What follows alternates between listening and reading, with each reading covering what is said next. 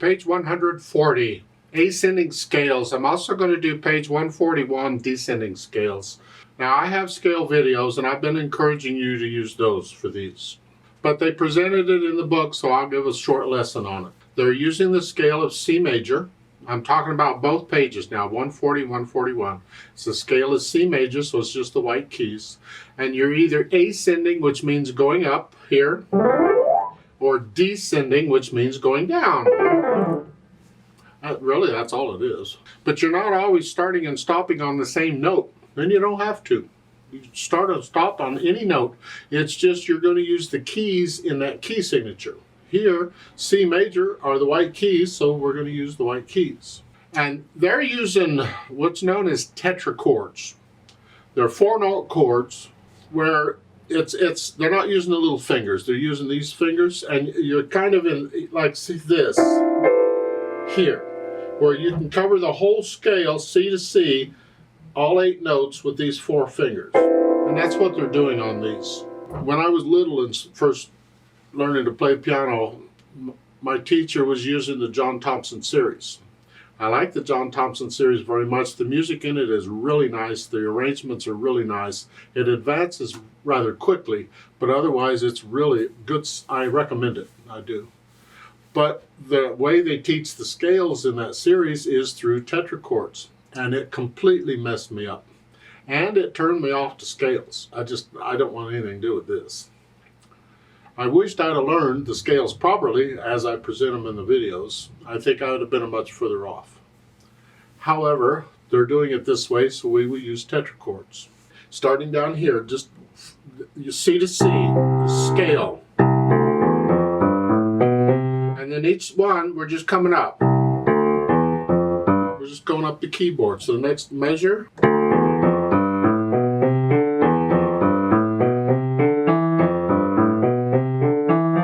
All the way up to here. You get the C chord at the end.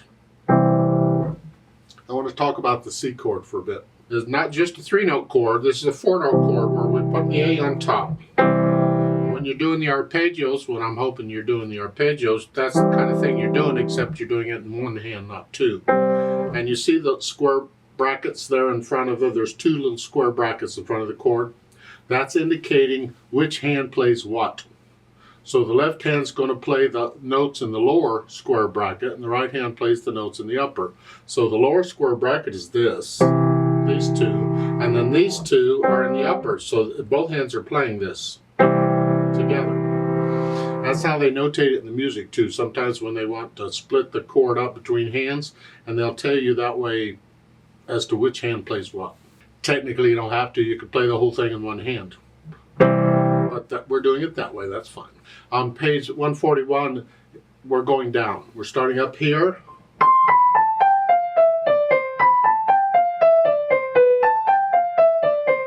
All the way down to here.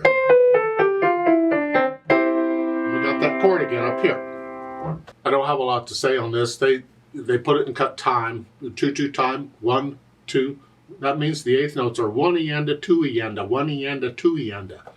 They say quickly but steadily. Well, you should always be steadily unless rubato's involved, but here. You get the idea. It's just your speed, not mine. Okay, same thing coming down as cut time.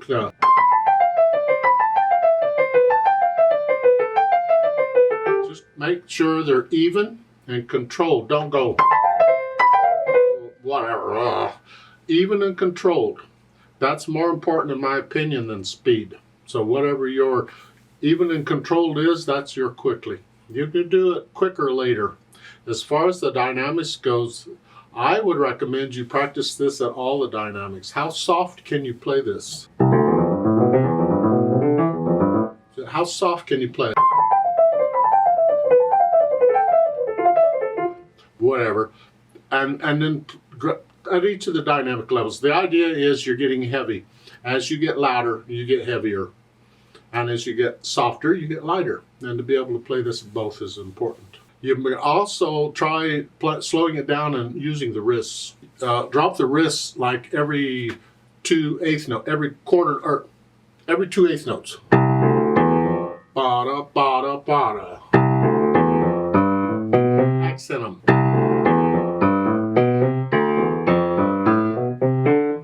Accent them. Yeah.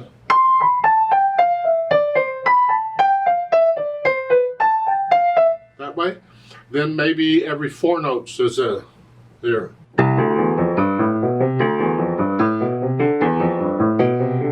Every 4 notes. Let the wrist collapse a little bit as you do this. Good practice. Being able to accent any note at any time is what gives you the control to play fast, smooth, controlled, even runs. The run. You learn to do it slowly with the accents, and it comes over time. It's all in the scale videos in our page. If you just do exactly what I tell you to do in those videos, in time, it could take a couple years or more, slowly, it comes. I'm not going to do play with me's on this because these are just scale things. You can do these, I hope. Let me know if you have any questions.